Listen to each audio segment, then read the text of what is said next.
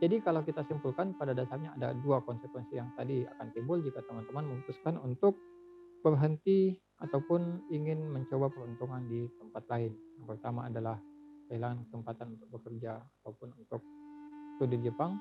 Yang kedua adalah kemungkinan dana yang teman-teman sudah setorkan itu akan bukan hilang ya, akan terpotong.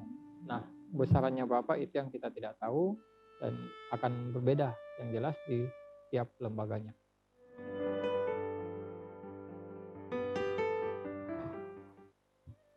Halo minasang, konnichiwa. Apa kabar hari ini? Semoga semuanya tetap sehat dan tetap semangat. Jumpa lagi dengan saya, Heri Ilham dari Maca Nihongo. Oke, tanpa berlama-lama mungkin pada kesempatan kali ini atau pada video kali ini kita akan membahas seperti teman-teman yang sudah lihat di judul atau di thumbnail, kita akan membahas masalah ataupun hal seputar pembatasan masuk ke Jepang bagi orang asing yang 2 hari yang lalu kalau tidak salah atau pada tanggal 11 Januari itu dikeluarkan pengumumannya bahwa pembatasan tersebut akhirnya diperpanjang kembali menjadi akhir Februari 2022, yang mana tentu saja ini merupakan berita yang sangat tidak mengenakan atau sangat membuat kita sedih, khususnya bagi kita, bagi teman-teman yang ingin bekerja ataupun ingin studi di Jepang yang sudah menunggu tahun, bahkan mungkin ada yang sudah hampir 2 tahun. Oke, jadi tanpa berlama-lama pada kesempatan kali ini kita akan coba membahas beberapa hal seperti kondisi terkini di Jepang, kemudian kita akan membahas mengenai prediksi bagaimana Jepang nantinya, kemudian saya pada kesempatan kali ini akan coba membahas atau kita akan coba membicarakan bagaimana posisi pihak perusahaan Jepang atau pihak sekolah Jepang, pihak lembaga pengirim LPK atau pihak sekolah yang ada di Indonesia, dan dari pihak siswa itu sendiri. Nah, setelah itu kita akan coba membahas mengenai apa yang sebaiknya dilakukan. Karena selalu ada pilihan, kemudian terakhir kita akan coba memberikan solusi dari keadaan ini, sebaiknya solusi atau hal seperti apa yang kita lakukan.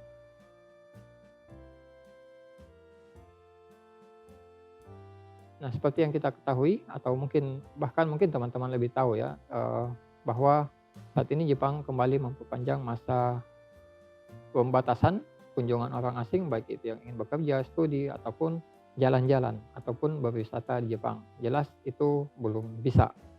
Nah, kondisi terkini eh, bisa di soalnya untuk menjawab kondisi terkini, saya selalu mempunyai dua jawaban.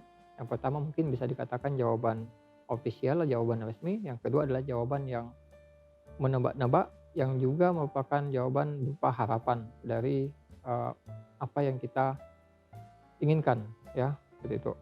Nah, kondisi terkini Jepang sebenarnya sama dengan Indonesia di awal-awal ataupun di masa puncak pandemi kemarin, yaitu Jepang juga sama dengan Indonesia beberapa kali memutuskan untuk melakukan lockdown dan tanda kutip, kalau kita di Indonesia kemarin istilahnya ada banyak ya, ada PSBB, ada PPKM, kalau di Jepang ya kita pakai istilah pembatasan saja dalam bahasa Indonesia. Intinya kita membahas orang asing ataupun kita orang Indonesia yang ingin masuk ke Jepang itu yang belum bisa hingga sekarang ini.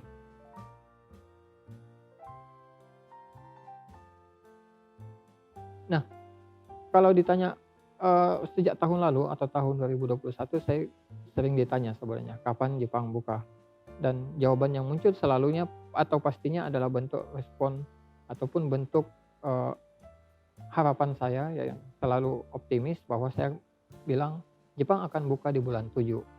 Ternyata sampai bulan 7 akhirnya menjadi bulan 10. Bulan 10 lewat pun akhirnya menjadi bulan 12, dan ternyata setelah bulan 12 di bulan 1 kembali diperpanjang menjadi bulan Februari atau bulan depan. Nah, yang mana saat ini itu masih sebulan lebih dari sekarang. Pertanyaannya adalah apakah sampai pada waktu di Februari 2020 nanti atau setelah pembatasan yang saat ini sampai di masa akhir itu akan diperpanjang atau tidak? Nah, saya mempunyai dua jawaban yang resmi ya, dua jawaban yang maksud saya. Jawaban yang resmi saya adalah saya juga tidak tahu. Dan saya pikir pihak Jepang dalam artian perusahaan ataupun pihak sekolah, jika ditanya mereka pasti juga bilang tidak tahu. Kenapa? Karena memang, eee, kondisi sekarang mempunyai banyak variabel yang menentukan atau yang, bisa menyebabkan kondisi itu tidak menentu. Dalam artian, jika walaupun kondisi Jepang, pemerintah Jepang dalam hal ini sudah ditekan dari, warganya misalkan, sudah ditekan dari orang luar yang ingin masuk ke Jepang, tapi jika kondisi Covid ini apalagi dengan adanya varian baru makin memuncak atau makin, tidak terkendali, jelas Jepang akan kembali melakukan pembatasan atau perpanjangan pembatasan ini. Begitupun sebaliknya, walaupun misalkan, kondisi ini sudah turun ataupun sudah tidak ada kasus lagi, tapi misalkan ya kita tidak tahu secara, nasional di Jepangnya, jika misalkan warga Jepang masih menginginkan, pembatasan orang asing yang masuk demi keamanan mereka bersama, ya bisa saja suara-suara seperti itu didengarkan dan, menjadi penyebab diperpanjang lagi. Intinya tadi kita tidak tahu. Pihak sekolah pun atau pihak perusahaan pun hanya bisa berharap secepatnya dan bisa, menebak-nebak ya semoga di bulan 2 nanti atau akhir di, bulan nanti ini, Februari nanti ini itu sudah bisa berkunjung atau bisa ke Jepang. Kenapa? Karena tidak hanya perusahaan, tidak hanya sekolah, pada dasarnya hampir semua lini, hampir semua lembaga Jepang itu mendapatkan efek yang sangat besar bagi mereka yang terhubung ataupun, mereka yang mempunyai, orientasi pada customer atau orientasi pada, orang asing ya, seperti itu. Ya misalkan yang paling banyak mungkin ya wisata ataupun kalau yang bidang kita saat ini yang kita bicarakan adalah orang asing atau, lembaga yang, menerima orang asing ataupun sekolah yang menerima siswa asing. Jelas itu mendapatkan dampak yang sangat signifikan atau yang sangat, merasakan dampak dari keadaan ini. Kemudian jawaban yang kedua adalah jawaban prediksi yang juga mungkin ya jawaban tebakan saya pribadi. Jadi mohon maaf kalau tebakan saya nanti di waktu yang saya tentukan ini tidak benar atau salah. Dan selalu saja jawaban saya adalah harapan atau keinginan saya dan teman-teman pastinya. Yaitu saya selalu berharap Jepang buka di bulan 2 nanti atau di masa akhir pembatasan saat ini. Bahkan ya kita berharap bisa lebih cepat lagi. Walaupun begitu, eee, sempat juga sebenarnya dengan teman bercakap dan teman tersebut mendapatkan info dari, rekan yang Jepang bahwa juga sebenarnya ada kemungkinan Jepang masih memperpanjang setelah di bulan 2 nanti itu diperpanjang menjadi bulan 4 dan itu yang kita tidak tahu. Karena ada banyak variabel yang menentukan apakah lebih cepat dari bulan 2 ini, apakah menjadi bulan 2 ataupun nanti diperpanjang lagi menjadi bulan 3 ataupun bulan 4. Kita tidak tahu dan hanya bisa menunggu. Prediksi selanjutnya adalah bagaimana jika kondisi Jepang itu sudah mulai pulih, dalam artian sudah menerima orang asing untuk masuk ke Jepang atau teman-teman yang ada atau yang menunggu saat ini itu sudah bisa masuk ke Jepang. Nah, ada dua lagi kemungkinan atau skema yang menurut saya akan terjadi jika Jepang sudah memasuki atau kita sudah kembali ke kondisi normal. Kita ketahui bersama bahwa saat ini banyak siswa ataupun banyak orang yang sudah menunggu kesempatan untuk bisa masuk ke Jepang. Dan jumlahnya itu ya bisa saja sudah puluhan ribu bahkan mungkin ratusan ribu. Nah, jumlah orang yang menunggu ini jelas sudah menumpuk saat ini.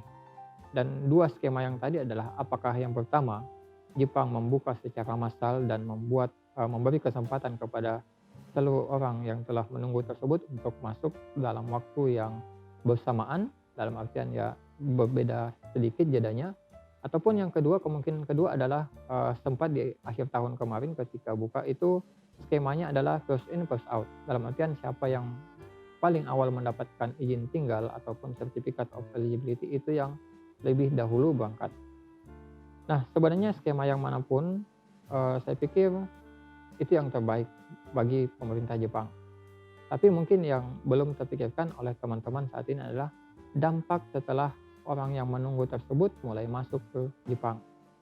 akhirnya setelah misalkan seluruh uang masuk, ya paling setelah kondisi kembali normal setidaknya mungkin butuh 3 bulan ya menurut saya, prediksi saya paling lama. Nah setelah 3 bulan ke depan, setelah kondisi normal, jelas orang yang telah menunggu tadi itu akan menumpuk dan sudah mulai beraktivitas di Jepang. Dampaknya bagi teman-teman yang di Jepang adalah persaingan akan ketat. Hukum ekonomi dasar ya, permintaan dan penawaran atau supply and demand ya. Jika banyak tenaga kerja yang tersedia di Jepang, jelas teman-teman yang ada di Jepang saat itu mungkin mempunyai banyak saingan untuk bekerja ataupun mungkin lebih sulit. Kemungkinan kedua adalah teman-teman yang ada di luar Jepang itu akan sulit juga untuk masuk lagi ataupun permintaan yang ada saat ini itu akan berkurang atau turun drastis. Jadi dengan adanya kemungkinan seperti itu, kira-kira jika teman-teman yang akan ke Jepang saat ini yang saat ini menunggu ataupun yang saat ini belum lulus ataupun saat ini masih mencari kesempatan untuk Jepang, apa yang harus teman-teman lakukan?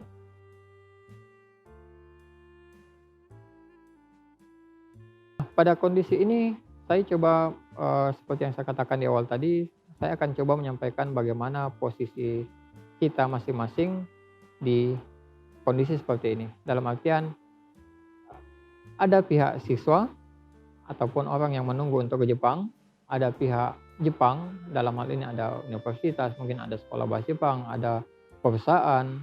Di Indonesia itu sendiri ada lembaga pengirim ataupun SO dan ada LPK atau lembaga pelatihan kerja ya.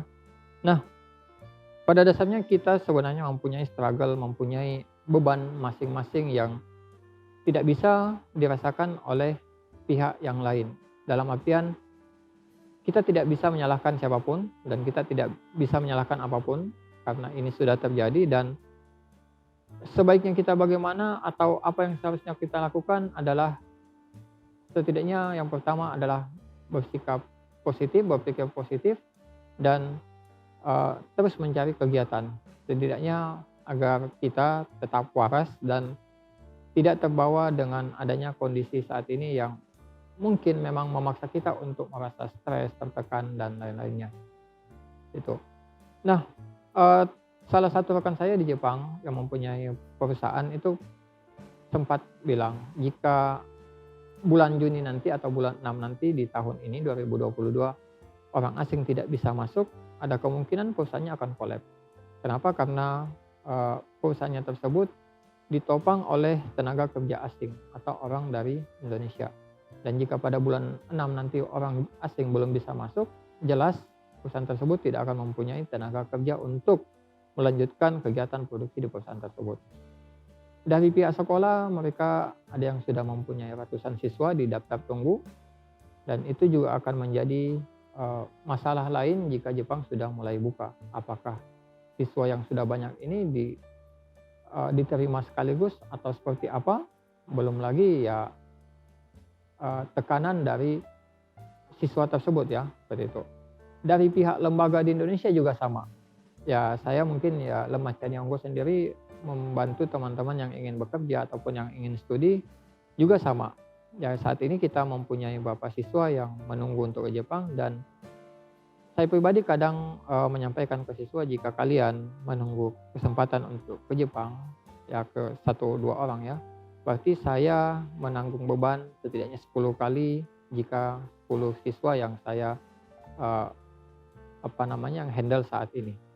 Jika 20 siswa, 100 siswa yang saya handle saat ini, seharusnya beban saya 100 kali lebih banyak. Dan celakanya, ya kita tidak tahu apakah ini celaka atau anugerah, ada teman saya yang mempunyai bahkan sampai 300, bahkan mungkin ada yang sampai 500 orang yang sudah terbit izin tinggal dan masuk di daftar tunggu untuk bisa berangkat ke Jepang. Nah, di siswa sendiri atau di pihak siswa sendiri, jelas teman-teman yang bisa merasakan sendiri, bisa mendeskripsikan bagaimana perasaannya, jelas sangat sedih pastinya. Apalagi jika teman-teman sudah tahu, itu akan menjadi beban tersendiri. Yang ya mungkin ya sama dengan ditanya kapan nikah ya. Ya yang tidak bisa kita jawab kecuali memang waktunya sudah tiba, seperti itu. Dan yang lain mungkin ada hal-hal yang kita tidak tahu yang setiap orang dengan yang lainnya itu mempunyai kemampuan untuk menahan tekanan itu yang berbeda. Jadi seperti yang saya katakan tadi, ya mau tidak mau kita akan menerima masukan dari siswa, kita menerima curhatan ataupun cerita dari siswa tersebut, karena walaupun kita mengerti kondisi mereka, tapi kita tidak bisa merasakan tekanan ataupun apa yang mereka rasakan saat ini. Jadi kembali ke poin awal yang saya sampaikan tadi, pada dasarnya kita mempunyai struggle masing-masing, kita mempunyai tekanan dan posisi yang berbeda, dan kita tidak bisa menyalahkan siapapun. Jadi setidaknya saat ini kita hanya dilatih, kita dilatih untuk bersabar, dan saya yakin ada hikmah di balik ini, ada pelajaran besar yang akan kita dapat setelah kondisi ini kembali normal atau kita melewati masa-masa sulit ini.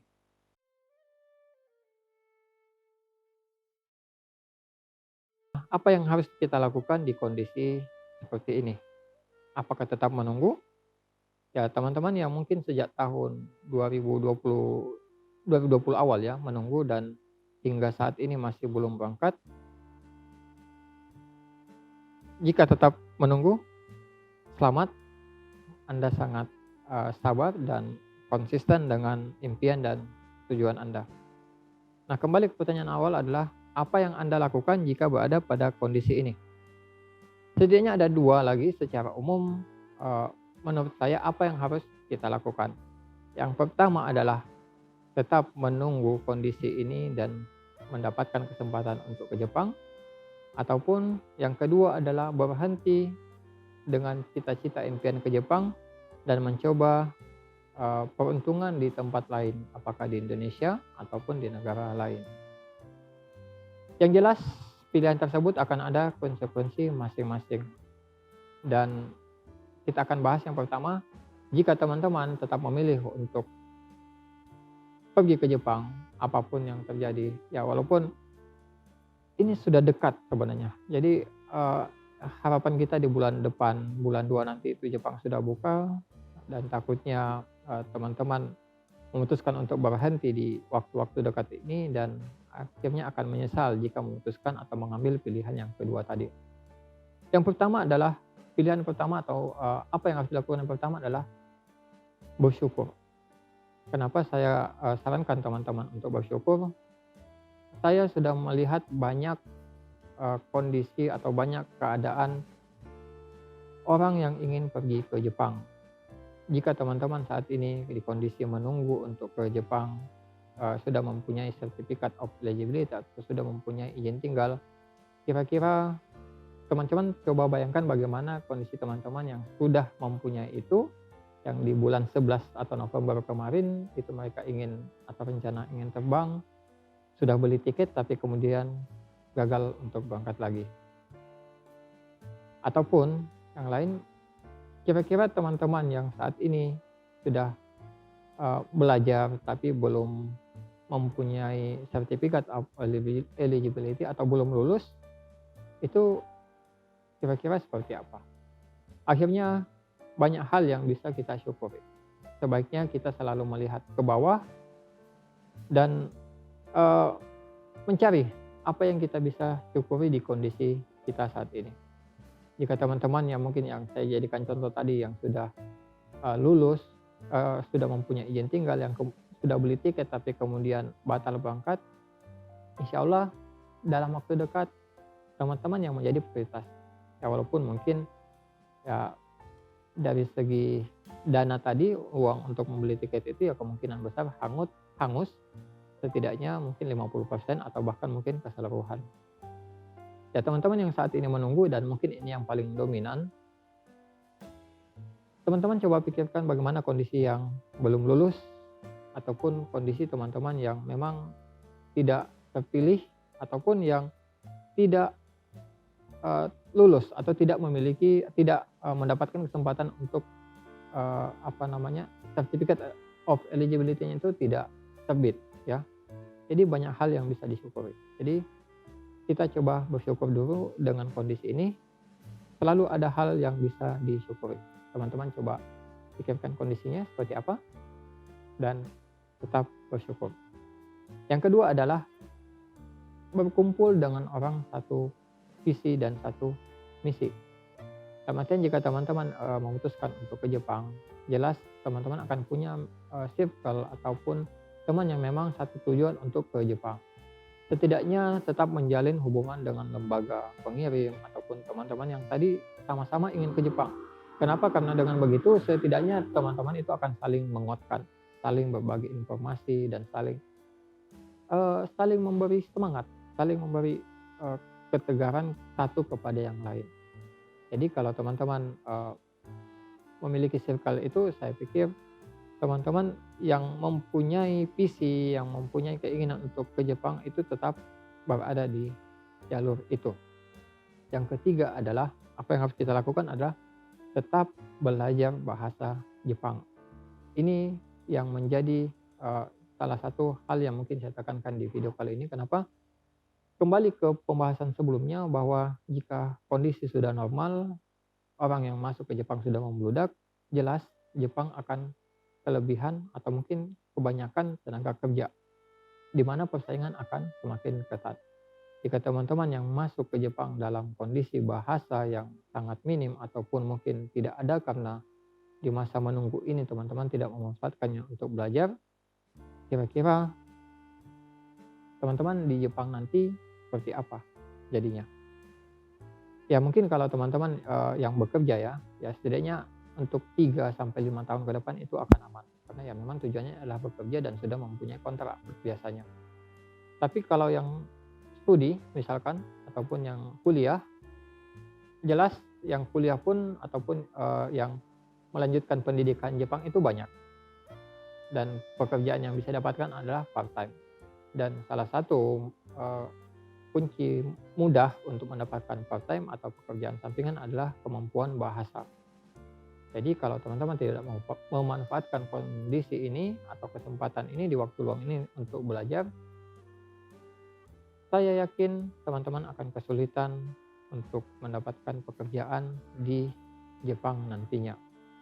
Ataupun mungkin teman-teman yang magang tadi yang sudah jelas 3 sampai 5 tahun akan bekerja, ya setidaknya perusahaan Jepang akan bertanya, apa yang kamu lakukan selama masa pandemi?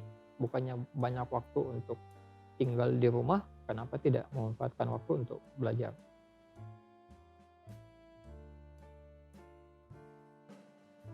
Nah, sekarang tadi apa yang harus kita lakukan secara garis besar ada 2 pilihan, tetap lanjut ataupun berhenti.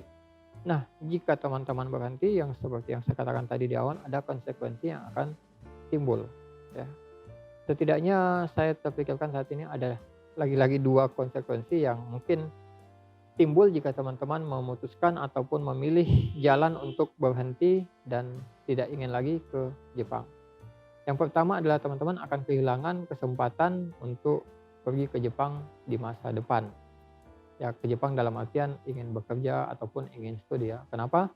Karena jika teman-teman sudah mempunyai Certificate of Eligibility atau izin tinggal ke Jepang, tapi kemudian kesempatan itu tidak diambil, biasanya meskipun ini tidak mutlak tidak bisa ya, biasanya untuk pengajuan di masa yang akan datang itu sulit untuk lulus atau sulit untuk terbit lagi Certificate of Eligibility-nya.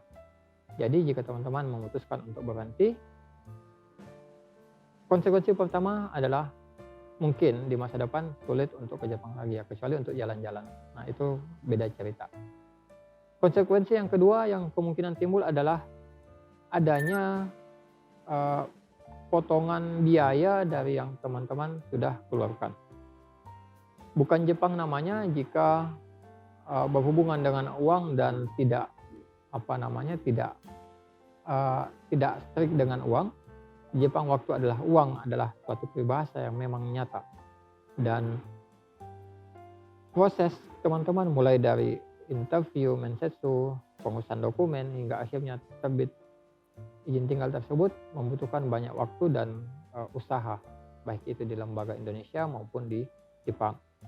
Jika teman-teman memutuskan untuk berhenti, itu otomatis dan jelas akan menjadi pertimbangan pihak Jepang untuk mengambil keputusan bahwa saya tidak mau dirugikan. Dalam artian mereka juga sudah mempunyai usaha, dan kondisi ini memang yang eee, apa namanya, bukan kesalahan salah satu pihak. Jadi ya kita tidak bisa mengambil keputusan satu pihak ya.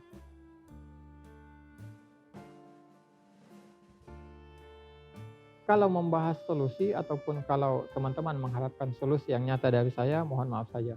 Karena di kondisi yang tidak menentu ini juga sebenarnya bukan solusi yang mutlak yang teman-teman bisa ambil. Tapi saya mungkin bisa membantu teman-teman untuk menemukan ataupun memilih solusi apa yang sebaiknya teman-teman ambil. Solusi sebenarnya adalah kembali ke pilihan yang awal tadi. Apakah teman-teman ingin lanjut ke Jepang ataupun ingin berhenti. Perihal rezeki tidak ada yang tahu ya. Apakah teman-teman ingin ke Jepang? Mungkin teman-teman sudah mempunyai rencana, mempunyai planning di Jepang nanti seperti apa, setelah studi, setelah bekerja bagaimana, ataupun ingin mencoba pilihan kedua, mungkin ke negara lain, ataupun mungkin ingin berkarir di Indonesia. Ya, lagi-lagi perihal rezeki kita tidak pernah tahu. Kita tidak akan bisa melihat apa yang lebih jauh jika kita tidak mencoba anak tangga berikutnya. Itu. Jadi solusinya adalah kembali ke teman-teman. Ingin mengambil pilihan yang mana? Pilihan itu kembali ke diri masing-masing dan silakan putuskan pilihan apa yang ingin teman-teman ambil. Lagi-lagi saya tidak ingin mengintervensi pilihan yang mana. Saya mencoba menyampaikan secara netral di video kali ini, bukan sebagai lembaga pengirim dan juga tidak memihak kepada siswa. Pilihan kembali ke teman-teman. Akhirnya kita sampai pada kesimpulan bahwa kondisi ini memang mengajakkan kita untuk tetap bersabar. Mungkin kesempatan untuk ke Jepang itu sedikit lagi. Ataupun mungkin juga ini adalah tanda bahwa teman-teman rezekinya di tempat lain, bukan di Jepang. Dan apa yang saya sampaikan pada video kali ini sekaligus disclaimer mungkin adalah prediksi ataupun pikiran dan pendapat saya pribadi. Jika di kemudian hari ada salahnya, mohon maaf. Dan jika benar ya mungkin memang sudah seharusnya seperti itu. Saya pikir sekian. Semoga teman-teman yang menunggu itu tetap diberi kelapangan hati untuk bersabar, dan kita tidak sendiri. Yang lain pun juga merasakan hal yang sama. Tetap jalin komunikasi dengan teman yang mempunyai satu visi, yang mempunyai satu misi, dan jaga kondisi pikiran kita agar tetap positif. Sekian dari saya, semoga bermanfaat. Insyaallah. Assalamualaikum warahmatullahi wabarakatuh. Terima kasih.